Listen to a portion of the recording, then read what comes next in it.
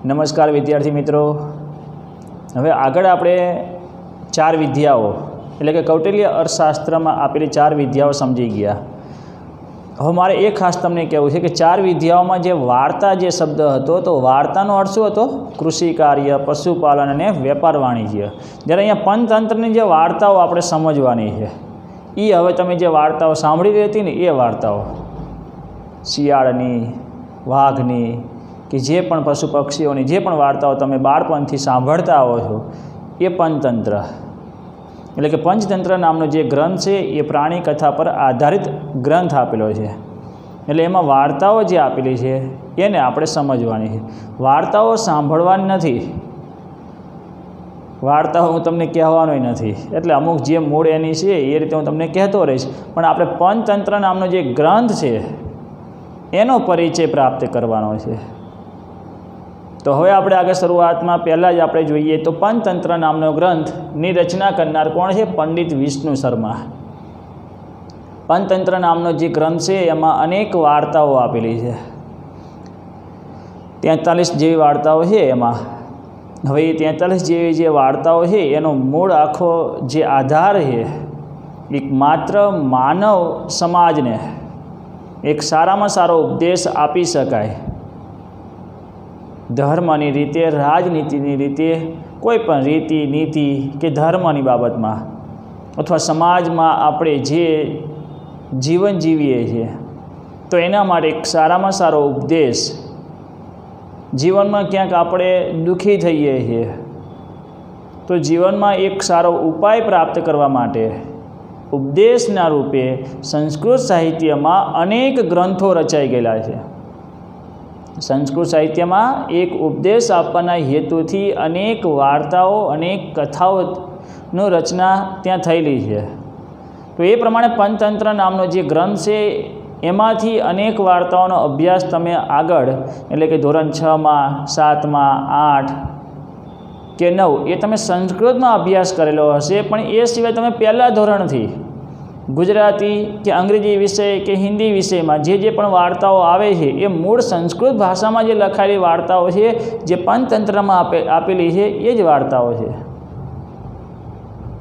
પંચતંત્રની જે વાર્તાઓ છે, પંચતંત્ર નામનો જે ગ્રંથ છે જે સંસ્કૃત ભાષામાં લખાયેલો છે, પણ એના સિવાય એમ કહી શકાય કે આજે તો આખા વિશ્વમાં એટલો એ પંચતંત્ર નામનો ગ્રંથ ફેલાયો છે, અનેક ભાષાઓમાં લખાયેલો છે।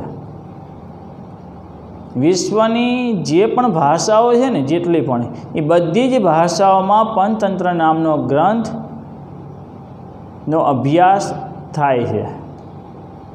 સંસ્કૃત ભાષામાં લખાયેલો પણ એના ગુજરાતીમાં, અંગ્રેજીમાં, ઉર્દુ જે ભાષાઓ જ્યાં જે શિક્ષણ આપવામાં આવે છે એનો અનુવાદ કરીને ત્યાં એ સમજાવવામાં આવે છે।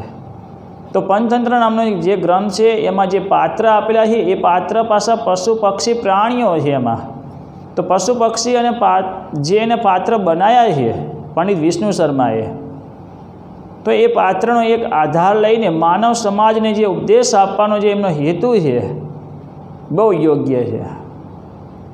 કેમ કે પશુ પક્ષીના જ્યાં પ્રાણીઓમાં જેનો જે એની ખાસિયતો છે, જેની ખામી છે એ પ્રમાણેનો જે એમનો અભ્યાસ કરીને, કેમ કે ગમે ત્યાં ગમે તે પાત્ર નથી મૂકી દીધું, કયા પશુ પક્ષીને કઈ રીતે એનો સ્વભાવ છે અને એ સ્વભાવને આધારિત એમને ત્યાં એ પાત્ર નક્કી કરેલા છે।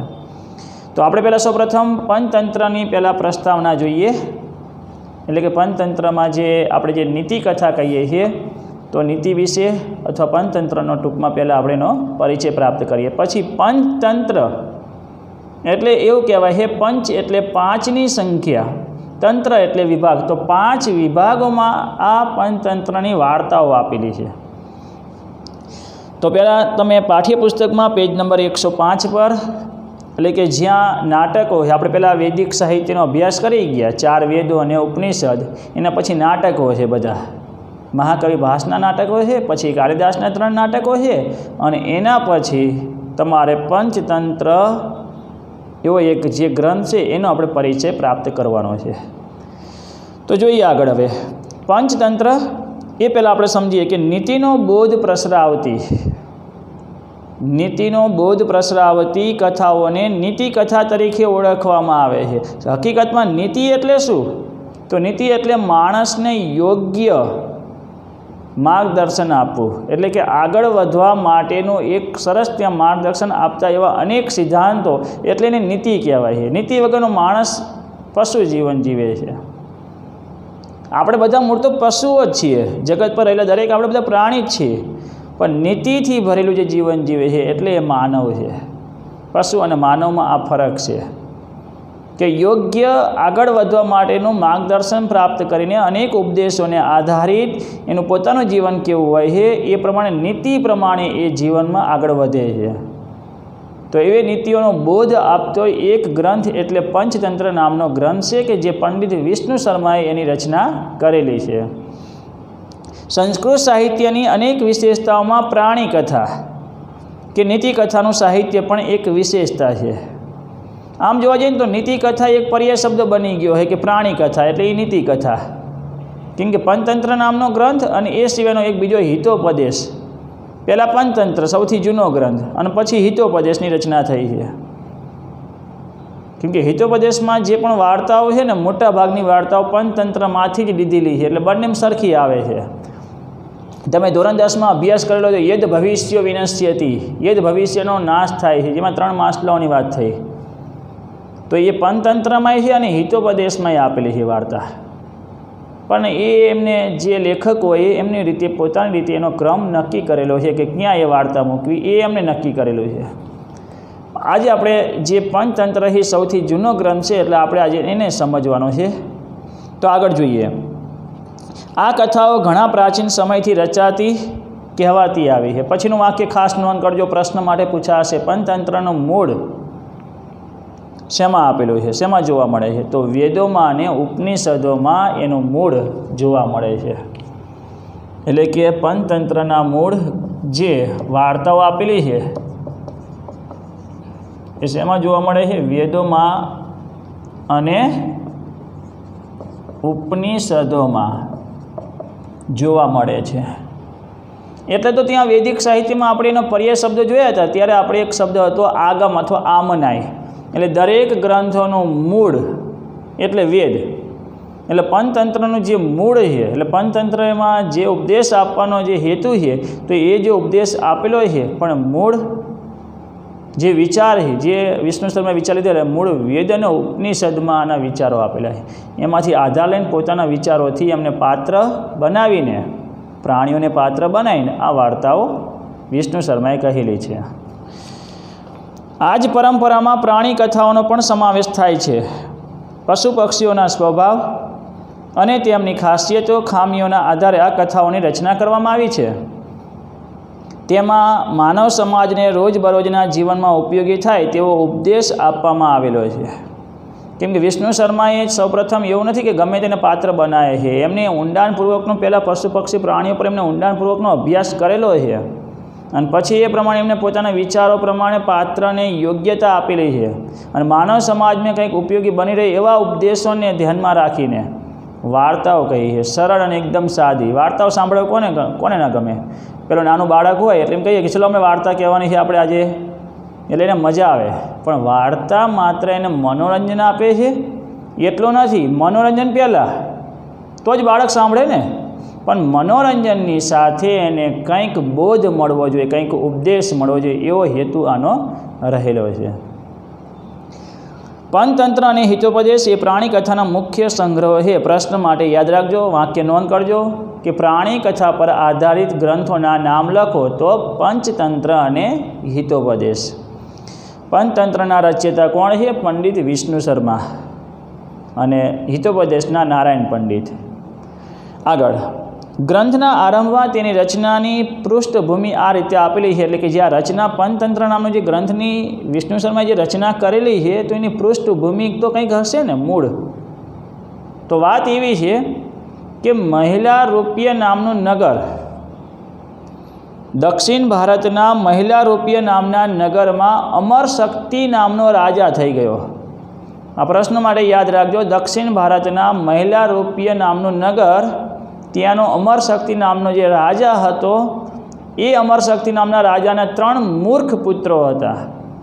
તો હવે 3 મૂર્ખ પુત્રોને કંઈક સારું રાજનીતિનું જ્ઞાન મળી રહે એવા હેતુથી એમને એકવાર વિચાર આવ્યો કે મારા 3 મૂર્ખ પુત્રો છે, એકે રાજનીતિ વિશેનું જ્ઞાન જાણતા નથી, તો હવે એના માટે શું કરવું? તો એમણે મંત્રીની સલાહથી એમને વિદ્વાનોને ભેગા કર્યા અને બધા વિદ્વાનો જે ભેગા થાય એમને ત્યાં વાત કરી કે મારા 3 મૂર્ખ પુત્રો છે, તો એને રાજનીતિનું જ્ઞાન આપી શકાય એવો કોઈ ઉપાય ખરો? અને કોઈ આપી શકે એને? એટલે એક પછી એક વિદ્વાન કે એમ તો થોડુંક મૂર્ખ પુત્રને હવે એને સમજાવી શકાય, પહેલેથી જ એને એવું કોઈ જ્ઞાન નથી આપેલું ને એવા ઘણા બધા. પણ એમાં એક પંડિત વિષ્ણુ શર્મા ત્યાં ઊભા થઈને કહે છે કે તમારા 3 મૂર્ખ પુત્રોને રાજનીતિનું સારામાં સારું જ્ઞાન હું 6 મહિનામાં આપીને તૈયાર કરીશ. વિચાર તો કરો, સમય આપી દીધો 6 મહિનામાં. વિષ્ણુ શર્માએ કંઈક તો વિચાર્યું હશે ને, મૂર્ખ પુત્રો હોય કે ગમે તે હોય, જ્ઞાન આપવું, સંસ્કાર આપવા એ આપણા હાથની વાત છે. મારો બાળક તો તોફાની છે, મારો બાળકની વાત સમજતો નથી, પણ એને કઈ રીતે હવે આગળના રસ્તે લઈ જાઓ? કોઈ મારવાથી ન થાય એને, પણ એને પ્રેમથી એને સમજાવવા માટે આવા કંઈક ઉપદેશો આપવા પડે છે. તો એના માટે મૂર્ખ પુત્રો છે, મૂર્ખ પુત્રો શું સમજી શકે એવું ત્યાં વિષ્ણુ શર્મા નથી માનતા. પણ વિષ્ણુ શર્મા જે એક મહાન જે વિદ્વાન છે, એમને આ 3 મૂર્ખ પુત્રોને, આની પૃષ્ઠભૂમિ એવી છે કે 3 મૂર્ખ પુત્રોને સામે બેસાડે છે અને પછી જે વાર્તા કહેવાની જે શરૂઆત કરી એ વાર્તાઓ એટલે પંચતંત્ર, એટલે 5 વિભાગમાં વહેંચાયેલી છે. આ ગ્રંથની રચના આ 3 મૂર્ખ પુત્રોને રાજનીતિજ્ઞ એટલે કે રાજનીતિનું જ્ઞાન આપવાના હેતુથી આ ગ્રંથની રચના થયેલી છે. તો પંડિત વિષ્ણુ શર્માએ પહેલાં રાજપુત્રોને અનેક નીતિસભર રોચક વાર્તાઓ કહી જે પંચતંત્રના નામે પ્રસિદ્ધ પામી. હવે એક પંચતંત્રનો સમય પણ લખી દેજો. તમારે સમય પ્રશ્ન પૂછાય કે પંચતંત્રનો રચનાકાળ, એનો સમય કયો? રચયિતા કોણ છે? પંડિત વિષ્ણુ શર્મા. અને એનો સમય ઈસવીસન 3જી સદી. ઈસવીસન 3જી સદીમાં મનાય છે એનો રચના સમય. આમ જોવા જઈએ તો વિષ્ણુ શર્માના પોતાના જીવન વિશે આપણે માહિતી પ્રાપ્ત કરી શકતા નથી. આમ જોવા જઈએ તો સંસ્કૃતની એક આ ખામી છે કે ગમે તે કોઈ પણ કવિ હોય, મહાકવિ ભાસ હોય, કાલિદાસ હોય, કે આવા અનેક લેખકો છે જેમના જીવન વિશે જાણી શકાતું નથી. પણ ગ્રંથ ઉપર એક આધાર રાખીએ, આ પંચતંત્રમાં જે એમને રચના કરેલી છે, એમના જે વિચારો છે એના ઉપરથી કહી શકાય કે પંડિત વિષ્ણુ શર્માએ આ પ્રમાણે જે પૃષ્ઠભૂમિ આપેલી છે એના ઉપરથી આપણે કહી શકાય કે 3 મૂર્ખ પુત્રોને કહેવા માટે પંચતંત્રના ગ્રંથની રચના કરેલી છે. હવે આગળ જોઈએ તો 5 વિભાગો જે આપેલા છે એને સમજવાના. શરૂઆતમાં આપણે સમજી ગયા કે એક નીતિનું જ્ઞાન આપવાના હેતુથી પંચતંત્ર નામનો ગ્રંથ અને એક બીજો હિતોપદેશ. હિતોપદેશની રચના 10મી થી 14મી સદીમાં મનાય છે, એટલે બહુ પાછળનો સમય છે. એની પહેલાં પંચતંત્રની રચના થયેલી છે. અને નારાયણ પંડિતે જે વાર્તાઓ કહી છે ને, એમને 43 વાર્તાઓ, પણ 25 વાર્તાઓ તો પંચતંત્રમાં બંનેમાં સરખી જ આવે છે. એટલે 25 વાર્તાઓ પંચતંત્રમાંથી હિતોપદેશમાં લીધી છે એ નક્કી છે. પછી એનો ક્રમ અલગ અલગ છે. એમને 4 વિભાગ આપેલા છે, અમને 5 વિભાગ આપેલા છે. પછી એ તો એમને નક્કી કરેલું આ વાર્તા ક્યાં મૂકવી. કેમ કે પંચતંત્રમાં જે વાર્તાઓનો જે ક્રમ આપેલો છે ને, બહુ સરસ આપેલો છે. કેમ કે એક વાર્તા પૂરી થાય એટલે બીજી વાર્તા જે કહેવાની, એટલે એક વાર્તામાંથી બીજી વાર્તા નીકળે. એક વાર્તા પૂરી થઈ જાય પછી બીજી વાર્તા નહીં, પણ એક વાર્તામાંથી બીજી વાર્તા નીકળે. એટલે જે એક વાર્તા કહે છે એમાંથી પેલા મૂર્ખ પુત્રો ત્યાં એનો કંઈક પ્રશ્ન કરતા હોવા જોઈએ. એનો પ્રશ્ન મૂર્ખ પુત્ર કરતા હોય છે, આ કેવી રીતે બન્યું? એટલે પાછી એમાં એની અંદર એક બીજી વાર્તા કહે, એટલે પાછા મૂર્ખ પુત્રો કે આ કેવી રીતે બન્યું? સમજાય છે ને? વાર્તાની અંદર વાર્તા એ રીતની આ પંચતંત્રની વાર્તાઓ આપેલી. આપણે તો છૂટક રીતે વાર્તાઓ સમજીએ છીએ, પણ પંચતંત્રમાં વાર્તામાંથી બીજી વાર્તા નીકળે કે જેથી કરીને પેલા મૂર્ખ પુત્રો કંઈક પ્રશ્ન કરે, એમને રસ પડે છે એ સમજાય છે, અને રસ પડે એ રીતની વાર્તાઓ કહે છે. પણ પંડિત વિષ્ણુ શર્મા એમની પાસે બોલાવે કે આ તમે જે આને વાર્તાનું જે શીર્ષક આપ્યું, એટલે શું કહેવા માગે છે, આ કેવી રીતે બન્યું હતું? તો એના ઉપરથી બીજી વાર્તા કહેવાની. હું તમને ઉદાહરણ તરીકે એકાદી તમને ત્યાં એ કહીશ. હવે આગળ જોઈએ તો પંચતંત્રનું જે શીર્ષક આપેલું છે એ તો આપણને સમજાય છે કે એમાં 5 વિભાગો છે. તો એ 5 વિભાગોને આપણે સમજવાના છે. આ ગ્રંથમાં 5 તંત્ર અથવા તંત્ર એટલે એને વિભાગ પણ કહી શકાય, એટલે કે 5 વિભાગ આપેલા છે. તો પંચતંત્ર પ્રમાણે જોઈએ આપણે એના 5 વિભાગો, અને 5 વિભાગોમાં જે મૂળ વાર્તાઓ છે એને પણ આપણે સમજીએ. સૌપ્રથમ પહેલાં મિત્રભેદ, એટલે ખ્યાલ આવી ગયો ને આમ શીર્ષક ઉપરથી. મિત્રભેદ એટલે મિત્ર વચ્ચે જે ફાટફૂટ પડતી હોય છે, મિત્ર વચ્ચે જ્યારે ભેદ પડાવવાનું કાર્ય ત્રીજો કોઈ કરતો હોય છે. એટલે આ સમજવા જેવું છે કે આપણા જે મિત્રો હોય છે ને ઘણી વખત કોઈ મિત્ર, 2 સારા જે મિત્ર છે, 2 મિત્રો વચ્ચે જે સારામાં સારો જે સંબંધ છે, જે એકબીજા પ્રત્યેની જે લાગણી છે અને જે સાથે જ હળીમળીને રહે છે, પણ ત્રીજાને આ ના ગમે. એટલે ત્રીજાનો પ્રયત્ન શું રહે કે આ બંનેને કેમ કરીને હું અલગ કરું. એટલે મિત્રભેદ, મિત્રોને કહી તો હું એને અલગ કરું, એવો જ એનો પ્રયત્ન હોય. ભેગા તો છે જ, એટલે ભેગા કરવાનો જે પ્રયત્ન એનો નથી કરવાનો, એને તો જુદા કઈ રીતે કરી શકાય ને, બસ કાન ભંભરણી કરવાની. મોટામાં મોટું જ્યારે આ છે દુર્જન માણસનું જ્યારે, એટલે કે જ્યારે એ કાનમાં પડે છે ને પછી માણસ બદલાઈ જાય છે. ચલો આપણે આગળ જોઈએ. તો પહેલો પ્રકરણ એટલે કે પહેલો ત્યાં એનો વિભાગ, પહેલો તંત્ર મિત્રભેદ. મિત્ર વચ્ચે કઈ રીતે ભેદ પડાવવાનું હોય છે તો એનો આપણે અર્થ લઈએ. અહીંયા વાક્યમાં નોંધ કરજો. એમાં મિત્રભેદ, આ વિભાગમાં મિત્રોમાં ભેદ ફાટફૂટ પડાઈ પોતાના સ્વાર્થ સાધતા તત્વો સામે ચેતતા રહેવાનો ઉપદેશ આપવામાં આવ્યો છે. ચલો એમાં મુખ્ય વાર્તા છે. આ વિભાગમાં અમુક યાદ રાખવાનું, એટલે ખેલાઈએ કે આ વિભાગમાં મિત્રોમાં ભેદ ફાટફૂટ પડાવી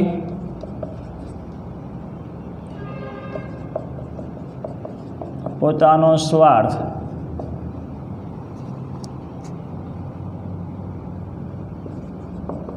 સાધતા તત્વો સામે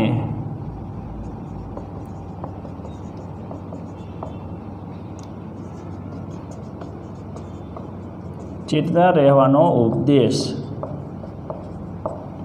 આપવામાં આવ્યો છે. હવે એમાં મુખ્ય જે કથા છે, એટલે કે મુખ્ય જે કથા એટલે કે જે વાર્તાઓ છે એમાં વૃષભ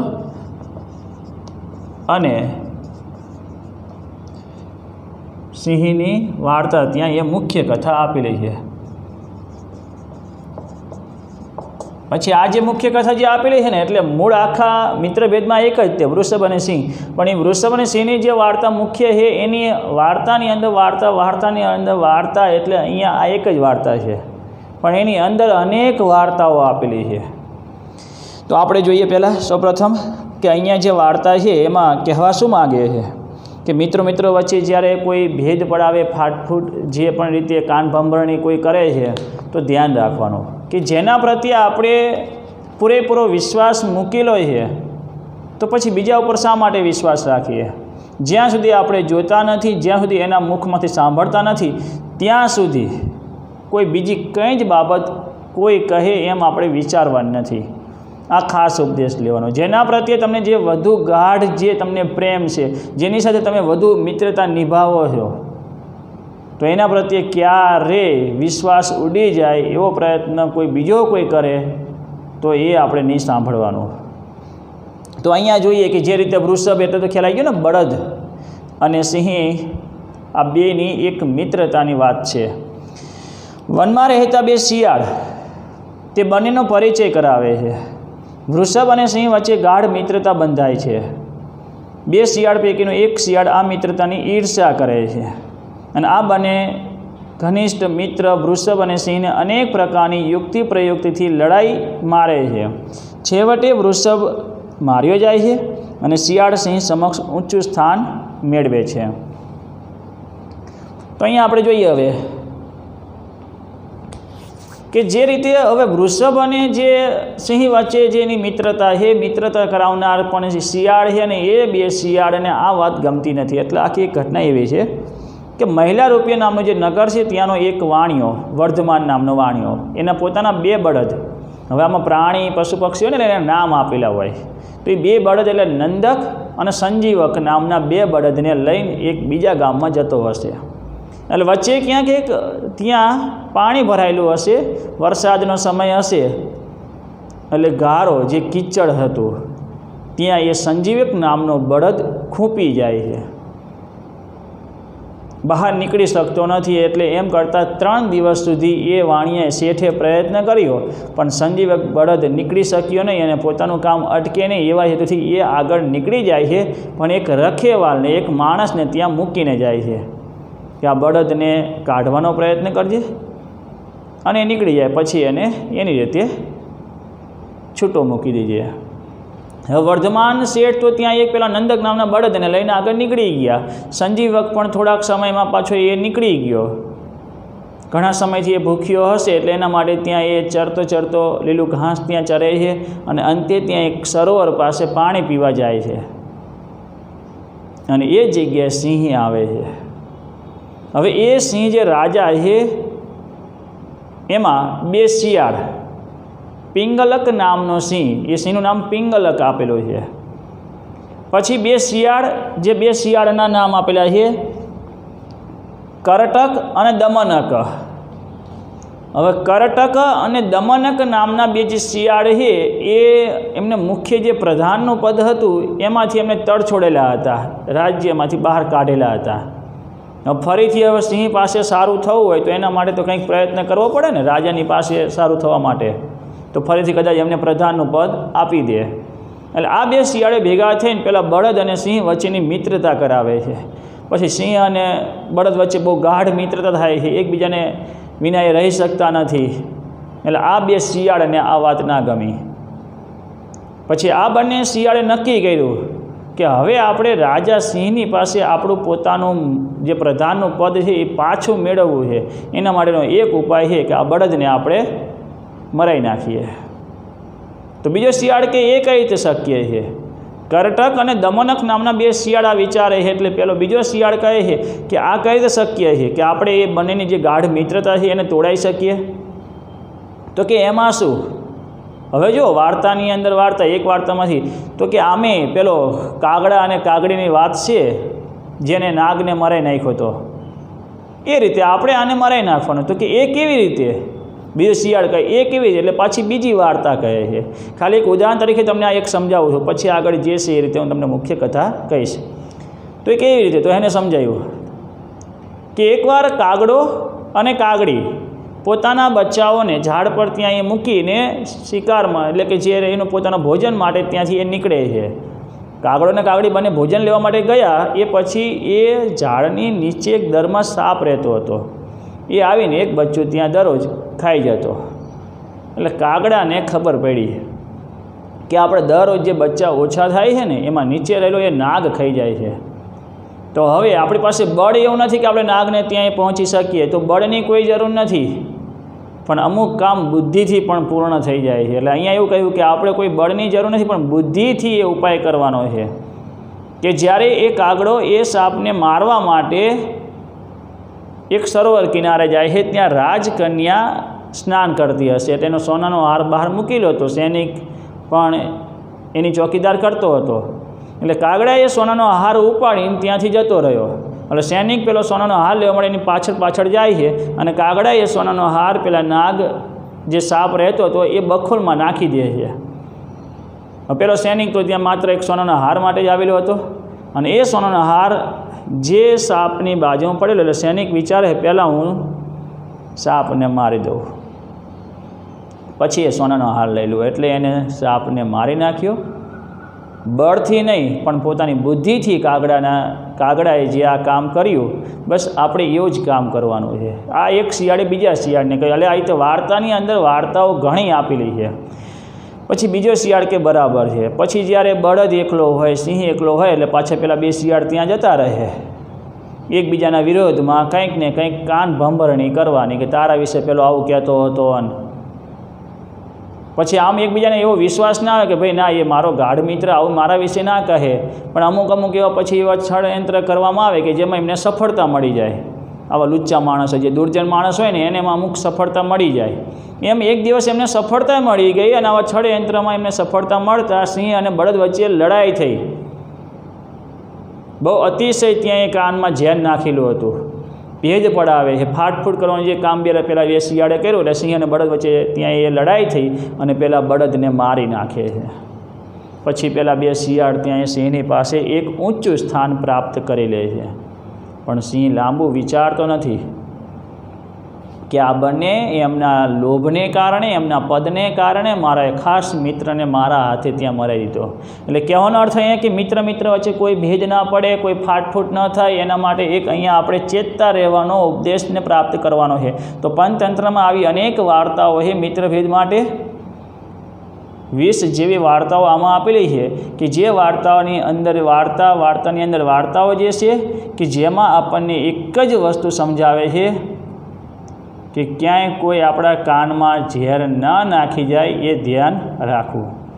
જેના પ્રત્યે આપણને પૂરો વિશ્વાસ છે એના જ પર વિશ્વાસ રાખો. એના મુખે સાંભળેલી વાતને સાચી માનો, કોઈ બીજાના મુખે સાંભળેલી વાતને માનશો નહીં.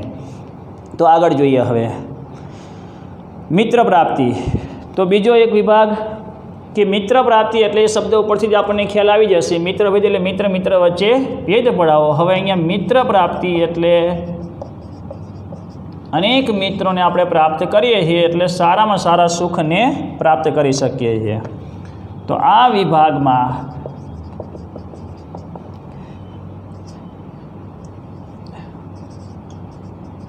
ઉત્તમ મિત્રો બનાવવાથી થતા લાભ અને આમાં જે મુખ્ય કથા છે એ મુખ્ય કથા જે છે એમાં કાચબો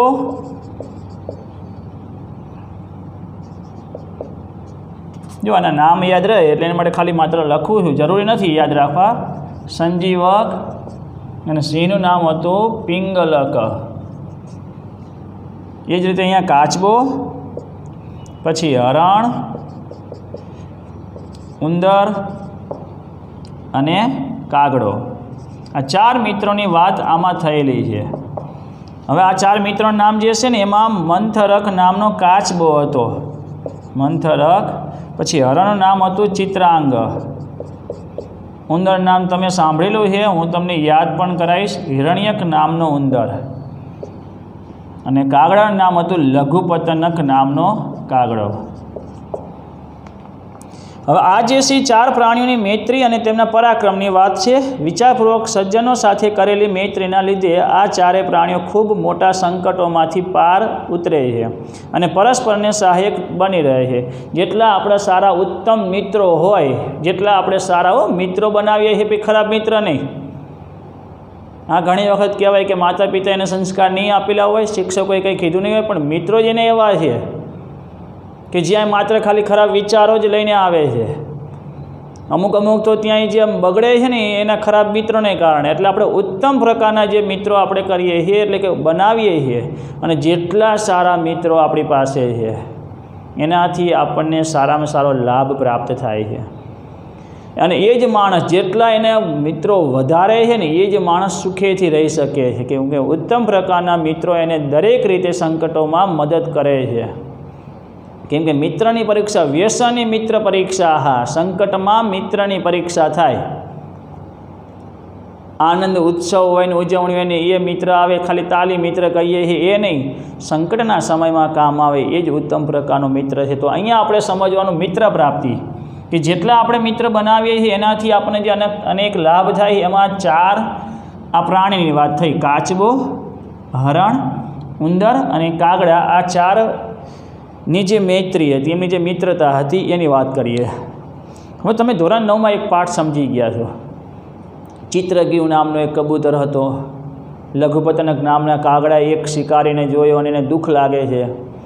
ચિત્રગીવ નામના કબૂતરને આખું ત્યાં એ ઉડીને જતા હોય છે અને લોભના કારણે ચોખાના દાણા ત્યાં એ નીચે ખાવા માટે નીચે ઉતરે છે અને એમાં ફસાઈ જાય છે. પણ સંકટના સમયે હંમેશા મિત્ર જ કામ આવે છે એવું ચિત્રગ્રીવ વિચારે છે.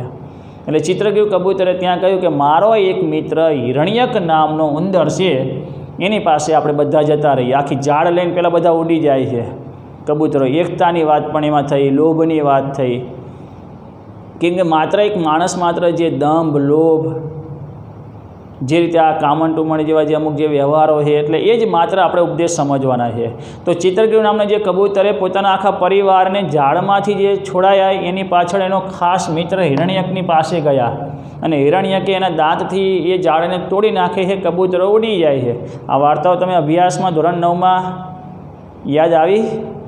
સિંહ અવલોકન ન્યાયની જેમ પાછું વળીને જોવાનું ક્યારેક, અને વાર્તાઓ તો સમજી ગયા એટલે યાદ રહે પાછી. ચલો, તો હવે અહીંયા આપણે જોઈએ તો હિરણ્યક નામનો જે ઉંદર હતો, આ બધું જે ચિત્રગૃહની વચ્ચે જે ઘટના બની ને એ લઘુપતનક નામનો કાગડો જોતો હતો. એટલે લઘુપતનક નામના કાગડાએ ત્યાં ઉંદરની પાસે જઈને કહ્યું કે મારી સાથે તું મિત્રતા કર. પણ ઉંદર કે તારી સાથે મિત્રતા થોડી કરાય, તું તો મને મારી નાખે તો કે ના, હું એમ કરીને એને વિશ્વાસમાં લાવે છે ને બંને મિત્ર બને છે. એટલે કાગડો ઉંદરની સાથે મિત્રતામાં જોડાય છે. પછી એકવાર કાગડો તેને પીઠ ઉપર બેસાડીને, ઉંદરને પીઠ ઉપર બેસાડીને એને એક બીજા કાચબા એટલે કે મંથરક નામના મિત્રની પાસે જાય છે. એટલે કાચબો પણ એમનો મિત્ર બને છે. એ સરોવરને કિનારે જાય છે, કાચબાને પણ મિત્ર બનાવે છે. પછી એકવાર હરણની પાસે શિકારી દોડતા દોડતા ત્યાં, એટલે હરણ પણ ત્યાં એ શિકારીથી દૂર ભાગીને સરોવરની પાસે આવે છે. અને પછી એ રીતે એમની આ ચારની મિત્રતા થાય છે. કાચબો, હરણ, ઉંદર અને કાગડો આ ચારે મિત્ર બને છે. ચારની ગોષ્ઠી થાય, મિત્રની ગોષ્ઠી થાય છે. ચારે ભેગા ત્યાં હરી મળીને રહે છે. પણ એકવાર હરણ દેખાતું નથી. કોણ? ચિત્રાંગ નામનું જે હરણ છે એ દેખાતું નથી. એટલે બધાને ચિંતા થઈ. તો કાગડો ત્યાં કહે છે, કેમ કે ઉંદર તો ઉડી શકે નહીં, આગળ જઈ શકે નહીં, કાચબો પણ જઈ શકે. એટલે કાગડો કે હું ત્યાં તપાસ કરું હરણ ક્યાં છે. એટલે કાગડો ઉડીને ત્યાં જાય છે. ત્યાં એક જગ્યાએ હરણને ઝાડમાં શિકારીઓએ એને બાંધી દીધો હશે. એટલે આ જોઈને કાગડાએ ત્યાં એ હરણને જઈને તેને સાંત્વના આપે છે, ચિંતા ના કર, હું આપણા મિત્રોને આની જાણ કરું છું અને ઉંદરને હું અહીંયા લઈને આવીશ અને તને ઝાડમાંથી છોડાવીશ. અને કાગડો ઉડીને ઉંદરની પાસે જાય છે, કાચબાને વાત કરે છે અને ઉંદરને પોતાની પીઠ પર બેસાડીને ત્યાં લઈ જાય છે. પણ કાચબાને એમ થયું કે મારો મિત્ર છે એટલે હું જઉં. હવે એને જવાની જરૂર ન હતી, પણ કાચબાને એમ થયું કે ના, થોડી ઘણી તો મદદ મારે કરવી છે મારા મિત્રને. એટલે કાચબો મંદ ધીમે ત્યાં એ પહોંચી જાય છે. ત્યાં એ પેલો ઉંદર એના દાંત વડે હરણને છોડાવી દે છે. હવે હરણ ત્યાંથી એ જતું રહે છે. ત્યાં પેલા શિકારી આવી જાય છે, હરણને છોડી દીધું. એટલે હરણ તો દોડીને જતું રહ્યું અને ઉંદર તો ત્યાં નજીકમાં એક દર હશે એને દરની અંદર જતું રહે છે. અને કાગડો ઉડી ગયો. શિકારીઓ ત્યાં આવે છે. પેલો મંદ ધીમે ચાલતું કાચબો ત્યાં પહોંચી ગયો હતો.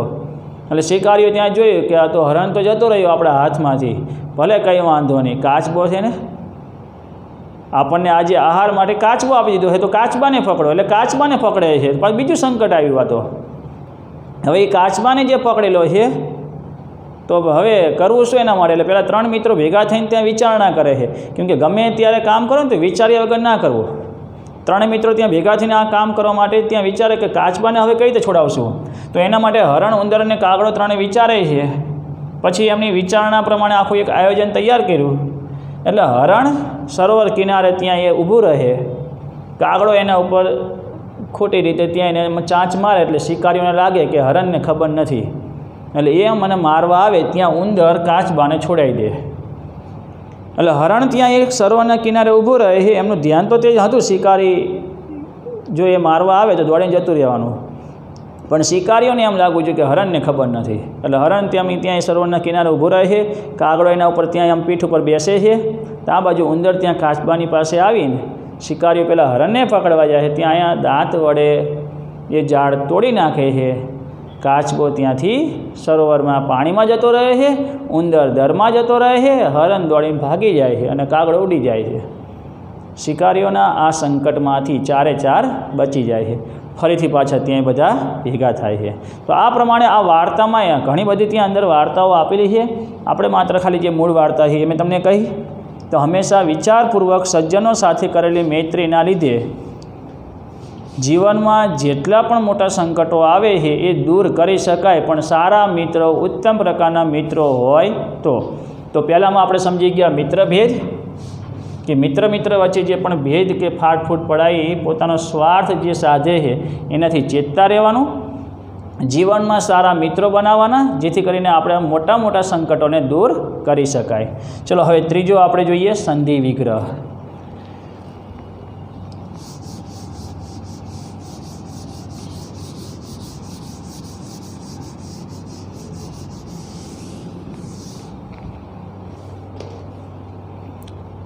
તો સંધિ એટલે કે સમાધાન અને વિગ્રહ એટલે યુદ્ધ.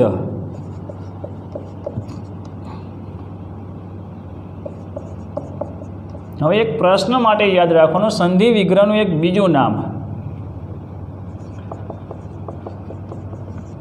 કાકોલુક્યમ એવા નામે પણ આ તંત્ર એટલે કે આ વિભાગ જાણીતો છે. આપણે એને કદાચ સંધિ વિગ્રહ અથવા કાકોલુક્યમ કહીએ તો પણ ચાલે. હવે કાકોલુક્યમ એવું અન્ય નામ શા માટે આપેલું છે કે જેમાં આ તંત્રમાં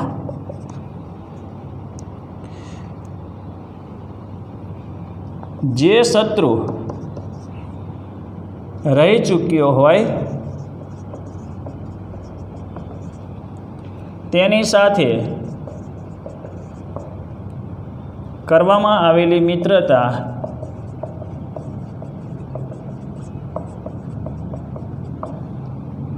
જોખમકારક હોય છે.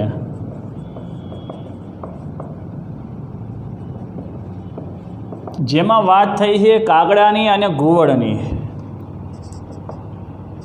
હવે એ કાગડાનું નામ શું છે? મેઘવર્ણ. આપણે સંસ્કૃતમાં એનો અર્થ શું થાય? કાગળ. જ્યારે ઘુવડ જેનો અર્થ થાય ઉલ્લુક, અને એ ઘુવડનું નામ છે અરિમર્દન. હવે અહીંયા જે વાત થઈ છે ને એમાં ખાસ ધ્યાન રાખવાનું, આમાં રાજનીતિ ખાસ ત્યાં સમજાઈ છે કે આ તંત્રમાં યુદ્ધ, સંધિ એટલે કે સમાધાન, રાજનીતિના ઉપાયોની એટલે કે રાજકીય વિષયોની જે મુખ્ય કથા છે ને એ સંધિ વિગ્રહમાં છે. હવે આખી વાત એવી છે કે આમાં મુખ્ય કથા કોની છે? કાગડાની અને ઘુવડની વાર્તા છે. એટલે કાક ઉલ્લુક એટલે કાકોલુક્યમ એવું આ તંત્રનું નામ આપવામાં આવે છે. હવે એક વખતની એવી વાત છે, કાગડાઓ છે ને રાત્રે જોઈ ન શકે અને ઘુવડ રાત્રે જોઈ શકે, એ દિવસે ના જોઈ શકે. એટલે આ કાગડાઓનો જે આખો પરિવાર હતો ને ત્યાં પેલા ઘુવડ રાતના સમયે ત્યાં જઈને એમના પરિવારમાં જે હોય ને 1 2 3 4 એમ દરરોજ મારી નાખે કાગડાઓને. એટલે કાગડાના રાજા મેઘવર્ણને એમ થયું કે આપણી સંખ્યા આમ દિવસે ને દિવસે આ ઘુવડ દરરોજ યુદ્ધ કરે છે, હવે એનું કંઈક સમાધાન લાવવું પડે અથવા એ આપણને બધાને મારી નાખશે. એટલે એ મેઘવર્ણ નામનો જે કાગડો હતો, હર હંમેશા જીવનમાં સંકટ આવે તો વડીલની સલાહ લેવાની.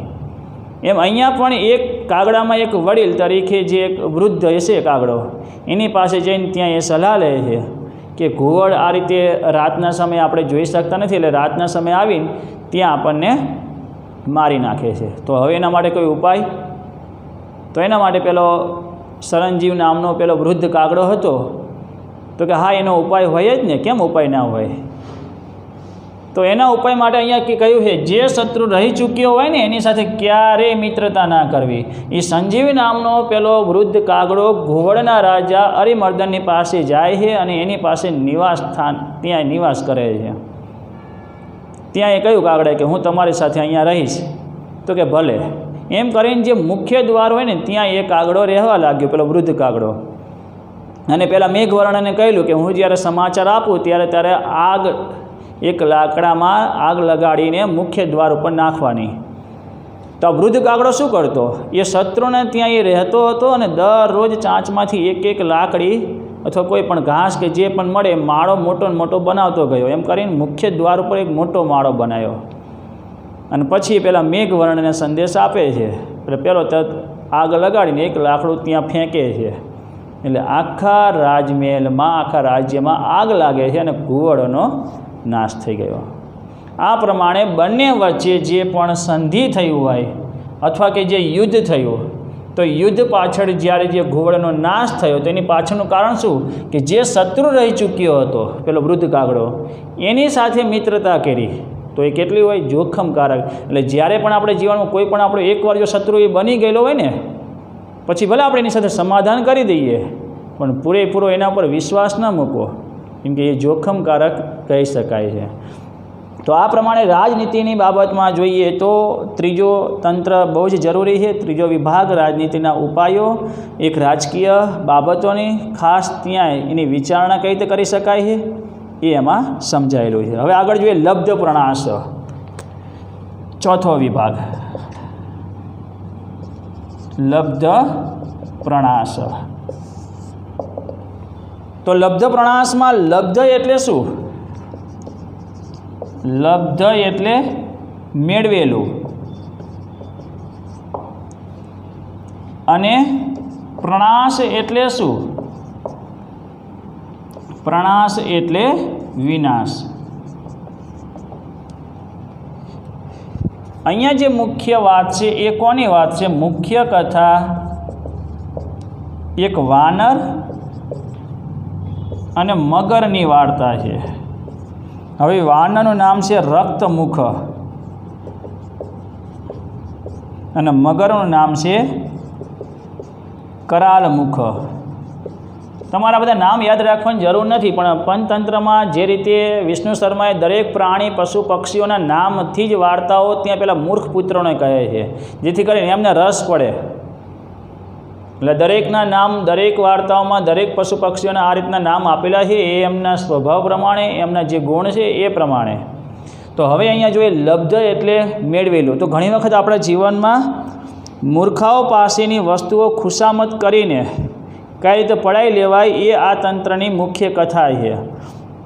જ્યારે પણ મૂર્ખ માણસ જે છે ને એ બહુ લાંબુ ના વિચારે. જ્યારે એને કંઈ પણ વસ્તુ મેળવી લે છે એનો એ જ પોતે એની મૂર્ખાઈને કારણે એનો વિનાશ થાય છે. તો આ મૂર્ખ માણસોને એક જ એનો સ્વભાવ, એને તમે વખાણ કરો ને એટલે એની જે મેળવેલી વસ્તુનો આપણે નાશ કરી શકીએ. મૂર્ખાઓની આ ખામી હોય, એ લાંબુ ન વિચારે, બસ એને તમે વખાણ કરો એટલે બહુ આનંદમાં આવી જાય, પછી એનો જ વિનાશ થાય છે એ વિચારે જ નહીં. તો અહીંયા એક બહુ સરસ ત્યાં વાર્તા છે ને, તમે સાંભળેલી પણ હશે, એક વાનર અને મગરની વાર્તા. જાંબુના ઝાડ ઉપર પેલો વાનર રહેતો હતો અને મગર ત્યાં નીચે સરોવરના પાણીમાં મગર રહેતો હતો. તો એ મગર અને આ વાનર વચ્ચે મિત્રતા થઈ ગઈ. કઈ રીતે? કે વાનર પેલો જાંબુના ઝાડ ઉપર રહેતો ને, એટલે જ્યારે જાંબુ ખાય ને એટલે મગરને પણ આપતો, એટલે દરરોજ ત્યાં એ મગરને આપે ને આ પ્રમાણે બંને વચ્ચે મિત્રતા થઈ ગઈ. પણ પેલો મગર અમુક જાંબુ પોતાની પત્ની માટે ઘરે લઈ જતો, એટલે એ સરોવરમાંથી એ ક્યારેક છૂટો પડે વાનરથી, એટલે પાછો ઘરે જાય એટલે એની પત્નીને આ મીઠા ફળ આપતો. તો એને એકવાર એની પત્નીએ એ મગરને કહ્યું કે જાંબુના આટલા સરસ મીઠા ફળ હોય તો તમારા મિત્ર વાનરનું હૃદય કેટલું સરસ મજાનું મધુર હશે, મને એ લાવી આપો. મગર સમજાવે છે કે એ શક્ય નથી, મારો મિત્ર છે, એ મારે કંઈ ન સાંભળવું, મારે એનું હૃદય જ જોઈએ, કેટલું સરસ મધુર હશે એ. હવે આ તો પત્નીની જીદ હતી, એટલે એની પાછળ એ જીદને કારણે મગર તૈયાર થયો. મગર ત્યાં એના મિત્રને હવે હૃદય એની પાસેથી કઈ રીતે લેવું, એટલે એને પોતાની બુદ્ધિથી વિચાર કરીને વાનરને કહે છે કે હાલ તને હું મારા ઉપર સવારી કરાવું. એટલે વાનરને ઉપર બેસાડી દીધો મગરે, અને વચ્ચોવચ્ચ સરોવરની વચ્ચે આવે છે કે જ્યાં વાનર ક્યાંય ના જઈ શકે. પછી મગરે આ મૂર્ખ માણસની એક ખામી છે, વાત ક્યારે કહેવાની જ ના હોય, પણ એને તો આમ આનંદ થઈ ગયો કે હવે વાનર ક્યાંય જઈ જ ન શકવાનો, એટલે મુખમાંથી બોલી ગયો કે ભાઈ હું તને જે પીઠ ઉપર જે સવારી કરાવું છું ને એ તને હું લઈ જાઉં છું મારા ઘરે, કેમ કે મારી પત્નીને તારું હૃદય જોઈએ છે ખાવા માટે. એટલે વાનરે તો એની બુદ્ધિનો, હવે તો બળથી નહીં, કેમ કે પાણીમાં તો કૂદી શકાય નહીં, એટલે બુદ્ધિનો વિચાર કરીને કહે અરે મિત્ર, પહેલાં કહેવાય ને તારે એક મિત્ર માટે મિત્ર હૃદય ના આપી શકે, પણ મારું હૃદય તો ત્યાં છે ઝાડ પર મૂકીને આવ્યો છું, પહેલાં કહેવાય ને તો તારે.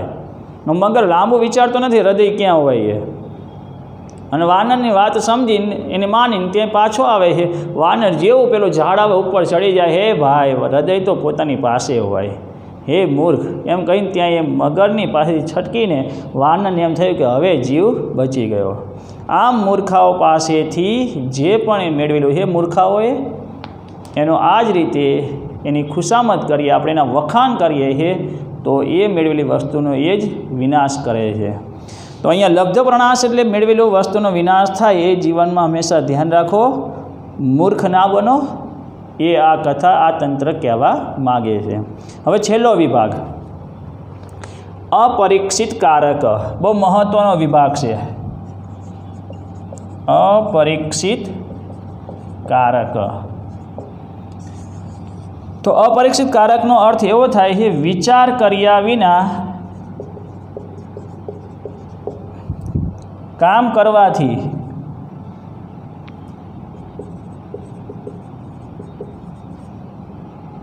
કેવું ફળ પ્રાપ્ત થાય છે.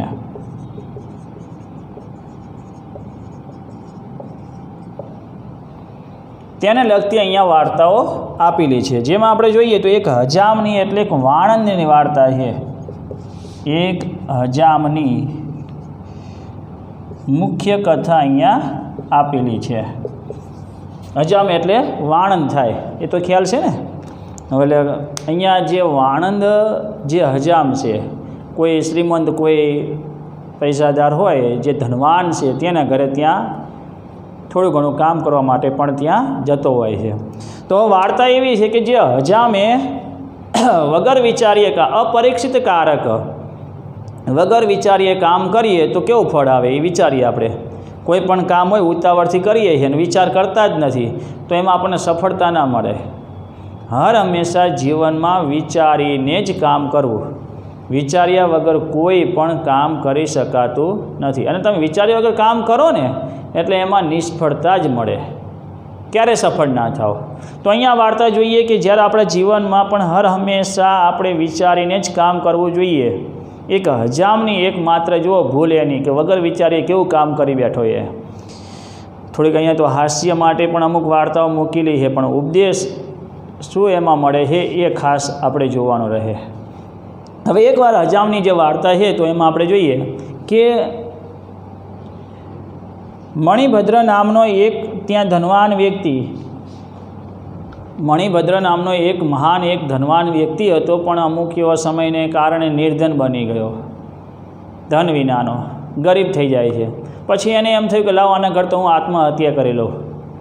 ધન ના રહ્યું એની પાસે, પછી બહુ દુઃખી થયો એ. પણ એવું કહેવાય કે મણિભદ્ર રાત્રે સૂતો હશે ને આવો વિચાર કરતો હતો કે હવે તો બસ ઘર મૂકીને મૃત્યુ પામવું છે, મરી જવું છે. ત્યાં કુબેરના નવનિધિ એમાંનો એક પદ્મનિધિ ત્યાં પ્રસન્ન થયો રાતના સમયે, અને મણિભદ્રને કહ્યું કે તું ચિંતા ના કર, હું તારે ત્યાં સવારમાં જ્યારે હું એક ભિક્ષુકના બૌદ્ધ ધર્મ જે ભિક્ષુક હોય એ પ્રમાણે ત્યાં હું બૌદ્ધ સાધુના સ્વરૂપમાં જ્યારે હું તારા ઘરમાં પ્રવેશ કરું એટલે તું મારા પર દંડ એક લાકડીથી મને મારજે, એટલે આખી હું સોનાની મૂર્તિ થઈ જઈશ, અને એ સોનાનો મૂર્તિ જે છે એનો તું ઉપયોગ કરજે ધન માટે. આ મણિભદ્રને આખી રાત્રે પદ્મનિધિ આવી વાત કરી એટલે સવારમાં પેલો મણિભદ્ર તૈયાર થઈ ગયો લાકડી લઈને. પદ્મનિધિ સાધુના સ્વરૂપમાં જેવા સવારમાં પ્રવેશ કરે છે, પણ મણિભદ્રની પત્નીએ કોઈ કામ માટે પેલા હજામને બોલાવેલો હશે ઘરે. હવે આ મણિભદ્રને ખબર ન હતી, એટલે આ ઘટના માત્ર જે લાકડી લઈને ઊભો છે ને એ હજામે જુએ છે. એટલે મણિભદ્રએ પેલા જેવો સાધુ અંદર પ્રવેશ કરે છે એટલે મણિભદ્રએ એના ઉપર લાકડી મારી, અને રાત્રે જે વાત થઈ ને એ પ્રમાણે સોનાની આખી પ્રતિમા બની ગઈ. એટલે સોનાની પ્રતિમા ત્યાં એ લઈ ગયો. આ હજામે જોયું કે આમ સવારમાં કોઈ સાધુને લાકડી મારવાથી સોનાની પ્રતિમા થઈ જાય તો સારું કહેવાય. એને વિચાર ના કર્યો કે આવી ઘટના શા માટે થઈ છે. વગર વિચારીએ બસ એને તો એવું જ વિચારી લીધું કે આપણે આ કામ કરવું છે. એટલે એના માટે હજામે પેલા બૌદ્ધ ભિક્ષુકો જે હોય ને, સાધુ હોય, એમની પાસે જઈને એમની સેવા કરી ને સરસ મજાનું તેનું નામ એનું આમ બધા એને ઓળખે એ રીતે આમ સારામાં સારો ભક્ત તરીકેનું નામ થઈ ગયું. પછી ત્યાં પેલો હજામ કે આવો મારા ઘરે તમે પધારો બધા સાધુઓ, હું મારા ઘરે હું તમારું સ્વાગત કરીશ. એટલે તમે બધા સાધુઓ મારા ઘરે, એક નહીં બધા આવો, એટલે સોનાની પ્રતિમાઓ ઘણી બધી બનાવી શકાય, આવો એનો ઈરાદો હતો. એટલે હજામે પેલા સાધુઓને, બૌદ્ધ સાધુઓને કહ્યું, અને ઘરે જઈને ત્યાં કહ્યું કે સવારમાં તમે બધા વહેલા આવી જજો. એટલે પેલો તો બારણે લાકડી લઈ, સરસ મજાની લાકડી લઈને ત્યાં ઊભો રહી ગયો, અને બૌદ્ધ ભિક્ષુકો બધા હતા એ અંદર સીધા અંદર પ્રવેશ કરે, પેલો બારણું બંધ કરીને લાકડી લઈને એક પછી એક ઉપર ત્યાં એ પ્રહાર કરે છે. અમુકને મારી નાખ્યા, અમુક તો પોતાનો જીવ બચાવવા માટે કૂદીને ત્યાં બહાર નીકળી ગયા. અવાજ થઈ ગયો ઘણો, એટલે એ અવાજના કારણે આજુબાજુવાળા બધા ભેગા થઈ ગયા અને અમુક જે સાધુ જે બચી ગયા હતા ને એમને બચાયા. એટલે આ રીતની હજામે વગર વિચારી આવું કામ કર્યું. ત્યાં રાજાની પાસે એને લઈ જવામાં આવ્યો પકડીને, અને રાજાએ ત્યાં હજામને કહ્યું, ભાઈ આવું શા માટે કર્યું કામ?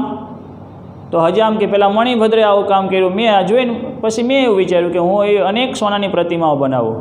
અરે ભાઈ પહેલાં વિચાર તો કરવો. તો મણિભદ્રને બોલાવે છે. ભાઈ હર હંમેશા જીવનમાં જે પણ કામ કરો ને વિચારીને કરો. આવા અમુક મૂર્ખ માણસ જોઈને આમાં કેટલાને આને મારી નાખ્યા છે. એટલે એને તો તમે એને જેલમાં નાખો. પછી ત્યાં પેલાને મણિભદ્રને ત્યાં કહ્યું કે ભાઈ હંમેશા વગર વિચાર્યું તમે કામ કરો ને એટલે પહેલાં બ્રાહ્મણી જેવું થાય. એટલે વાર્તાની અંદર વાર્તા કઈ વાર્તા છે એ તમને યાદ કરી દઉં કે પેલો બ્રાહ્મણી અને બ્રાહ્મણનો એક બાળક અને એની સાથે નોળિયો રહેતો હતો. નોળિયા ઉપર બહુ ખાસ વિશ્વાસ હતો. બ્રાહ્મણીએ બ્રાહ્મણને કહ્યું કે દીકરાનું ધ્યાન રાખજો. બ્રાહ્મણી પાણી ભરવા ગઈ, બ્રાહ્મણને કોઈ કામ આવવાને કારણે નોળિયાને કહે કે ધ્યાન રાખજે બાળકનું.